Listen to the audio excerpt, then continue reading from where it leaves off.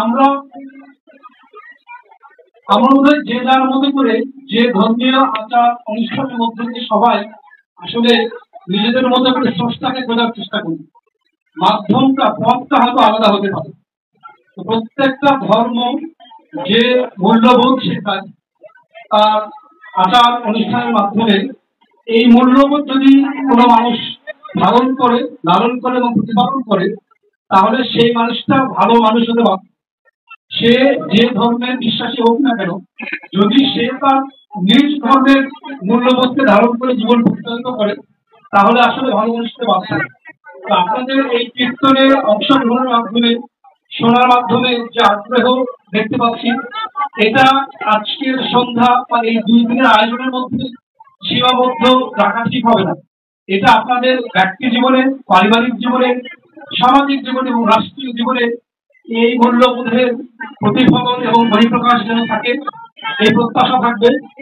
আর আমাদের একটা স্বপ্ন আছে, স্বপ্নটা হচ্ছে আমরা এমন একটা বাংলাদেশ চাই যেখানে প্রত্যেকটা মানুষের সেই রাষ্ট্রের সাথে পরিচয় হবে, সম্পর্কের ভিত্তি হবে নাগরিকত্বে।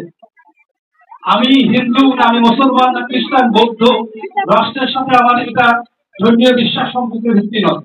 রাষ্ট্রের সাথে আমার সম্পর্কের ভিত্তি হচ্ছে আমি এই বাংলাদেশ নামক রাষ্ট্রের একজন নাগরিক। তো আমরা এই নাগরিকত্বের জায়গা থেকে, আমাদের অধিকার থেকে আমরা এই রাষ্ট্রের সাথে সম্পর্ক আরো গাঢ় করব এবং আমরা যে ধর্মীয় সম্প্রীতি মেলবন্ধনের মধ্য দিয়ে আমরা আমাদের এই জনপদে বাস করছি, এটা আমরা অব্যাহত রাখবো।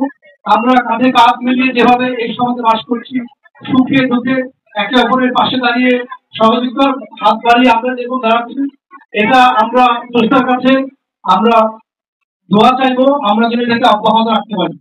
তো আপনারা ভালো থাকবেন, সুস্থ থাকবেন, আপনাদের ধর্মীয় এই মূল্যবোধটা আপনাদের জীবনে ছড়িয়ে পড়ুক, রাষ্ট্রে ছড়িয়ে পড়ুক, এই কামনা ব্যক্ত করে আমার সংক্ষিপ্ত বক্তব্য শেষ করছি। নমস্কার সবাই।